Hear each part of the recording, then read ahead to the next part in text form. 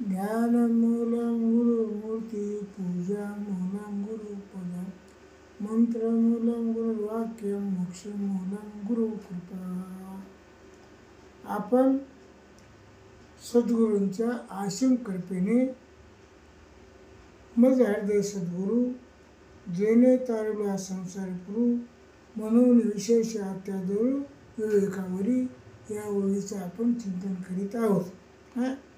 काय मज हृदय सद्गुरू.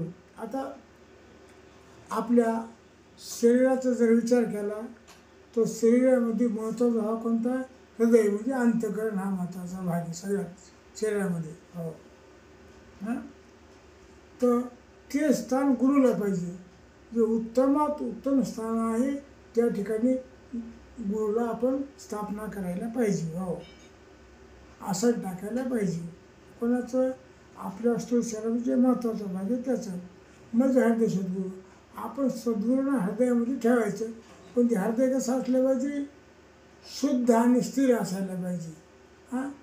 ज्या ठिकाणी सद्गुरूला बसायचं आहे ते ठिकाण कसं पाहिजे? शुद्ध आणि स्थिर. आता शुद्ध म्हणजे मलिन रहित, स्थिर म्हणजे चंचल रहित ते असायला पाहिजे. आणि त्या स्थानात काय करायला पाहिजे? गुरुला बसवायला पाहिजे. काय बसायला पाहिजे? विशेष व्यक्तीला विशेष ठिकाणच पाहिजे. आणि त्यांचं विशेष जागा पाहिजे, विशेष पाहिजे. काय करतात ते? जेणे तारलो हा संसार पुरू. काय करतात ते? आपला संसार पुरातून पलीकडे नेतात. संसारात काय? संसारात केवळ दुःखच आहे.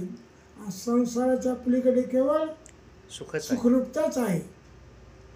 हे लक्षात घ्या. म्हणून आता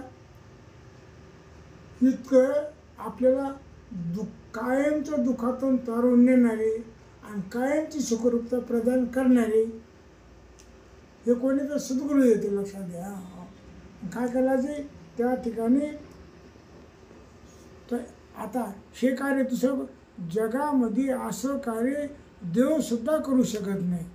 कोणतं कार्य? जे सद्गुरूनं कार्य केलेलं आहे ते कार्य ईश्वरसुद्धा करू शकत नाही. ईश्वराला करायचं असेल तर मृत्यू लोकामध्ये येऊन आपल्याला काय करायचे?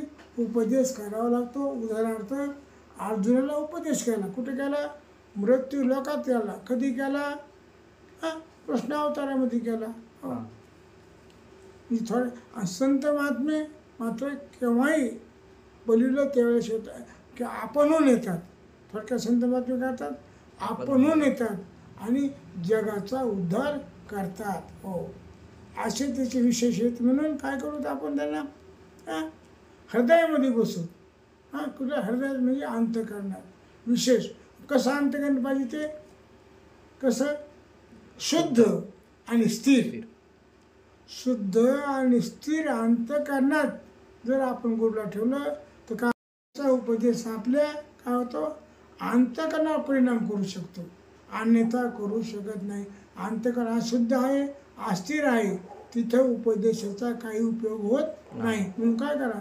साधे करणं म्हणजे आपण अंतःकरण निष्काम कर्म करून, निष्काम उपासना करून आपण अंतःकरण काय करायला पाहिजे? स्थिर करायला पाहिजे. आणि ही अवस्था प्राप्त झाल्यानंतर, हा अधिकार प्राप्त झाल्यानंतर आपण श्रवण करायला पाहिजे. कोणातून? गुरुच्या मुखातून. असा अधिकार संपन्न होऊन जर श्रवण केलं तर त्या चित्तावर काय होतो? त्यांच्या उपदेशाचा परिणाम होतो. म्हणजे आपल्या आचरणात परिवर्तन होतं. हो आपण काय करतो? आपल्या आचरणात काय परिवर्तन होतं? आपण सत्वगुणाला प्राधान्य देतो आणि रजोगुणाला आणि तमोगुणाचा त्याग करतो. जेव्हा रजोगुणाचा त्याग केला, तमोगुणाचा त्याग केला तेव्हा सत्वगुणाची वाढ होत असते. हे लक्षात घ्या. सत्व संजयते ज्ञानम. हो हे लक्षात घ्या. आपली ती अवस्था प्राप्त करायची. आणि ती अवस्था आपण कशाला? निष्काम कर्म विहित निष्काम कर्म केल्यानं ती स्थिती प्राप्त होते. आणि उलट आपण निषिद्ध कर्माचं आचरण केलं तर ती स्थिती काय होती, प्राप्त होत नाही. म्हणून काय कराय, नेहमीसाठी विधी निष्काम कर्मच करा. कोणतं, विहित निष्काम कर्म. कोणतं करू नका, निषिद्ध निष्काम कर्म करू नका. आणि विहित केल्याशिवाय राहू नका. विहितमध्ये काय असतं, आपलं अंतकरण शुद्ध आणि स्थिर होत असते. आणि जेव्हा साधकाचं अंतकरण शुद्ध आणि स्थिर होईल तेव्हा काय होतं, त्या चित्तावर त्यांच्या उपदेशाचा परिणाम होतो. म्हणजे आपली आचरण करण्याची वृत्ती बदलते. वृत्ती बदलते म्हणजे काय होतं, तमोगुणाची वृत्ती राहत नाही, रजगुणाची वृत्ती राहत नाही, तर सत्वगुणाची वृत्ती राहते. लक्षात घ्या. हो, म्हणून सत्वगुण आपला नेहमी सत्वगुण वाढवायला पाहिजे. आणि काय कमी करायला पाहिजे, रजगुण आणि तमोगुण कमी करायला पाहिजे.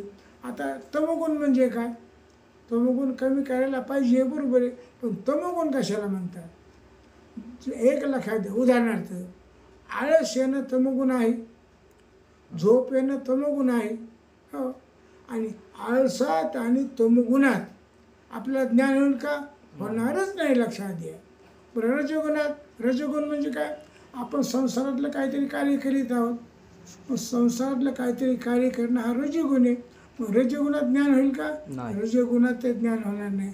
ज्यास आपण सात्विक वृत्ती ठेवू, सात्विक वृत्ती कशाला म्हणतात, जिथं तमोगुणाचा अभाव, रजगुणाचा अभाव आणि सात्विकतेचा भाव, ती वृत्ती पाहिजे आपल्याला. ॲड करायची सत्वगुणाची वृत्ती पाहिजे. हो, आणि त्या सत्वगुण वृत्तीमध्ये काय होतं, त्यांच्या आणि पुन्हा मन स्थिर करून, शुद्ध अंतकरण आणि मन स्थिर करून काय व्हायला पाहिजे, आपण त्यांच्या मुखातून वेदांत श्रवण करायला पाहिजे.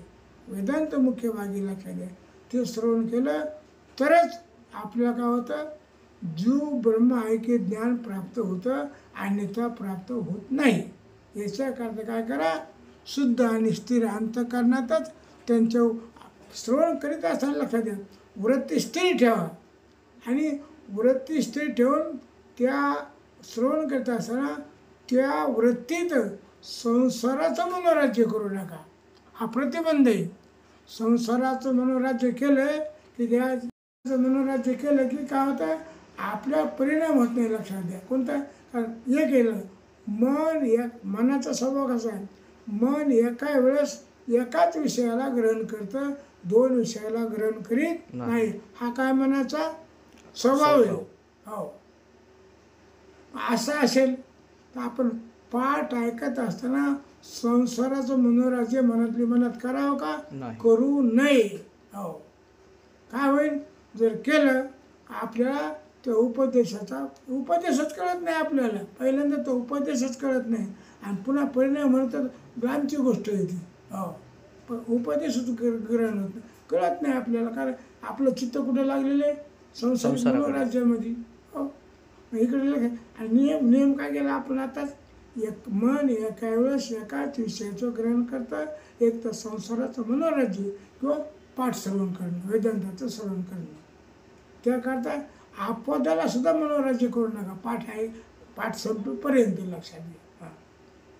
आणि ते चित्त तसं स्थिर पाहिजे. कुठं, पारमार्थिक विचारानं स्थिर झालेलं चित्त पाहिजे. संसारिक विचाराचा प्रतिबंध पाहिजे. तिथं संसारातलं मनोराज्य बिलकुल येऊ नये, याची मात्र आपण स्मरण करून ठेवलं पाहिजे. आणि चित्त एकाग्र करून जर श्रवण केलं तर आपल्या आचरणात फरक होतो. हे बघा, प्रत्येक वाक्याचा, संत महात्म्याच्या प्रत्येक वाक्याचा परिणाम होत नसतो, त्यातील काही वाक्याचा परिणाम होत असतो.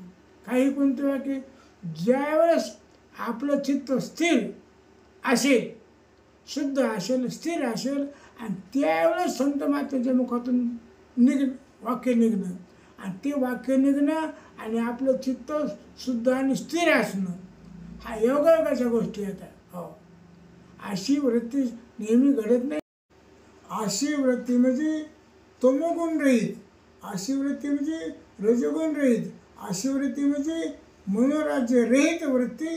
ती वृत्ती काय करते, उपदेशाला ग्रहण करू शकते. आणि उपदेशाला ग्रहण केल्यानंतर विषय कळतो. आणि तशा वृत्तीने काय होतं, आपल्या चित्तात बदल होतो. म्हणजे आचरणात येते ती वृत्ती. आणि ती वृत्ती आचरणात आली की काय होतं, आपला सत्वगुण वाढतो. आणि सत्वगुण वाढले काय होतं, आपल्याला ते परमात्म्याचा अनुभव येण्याची दाट शक्यता असते. बस.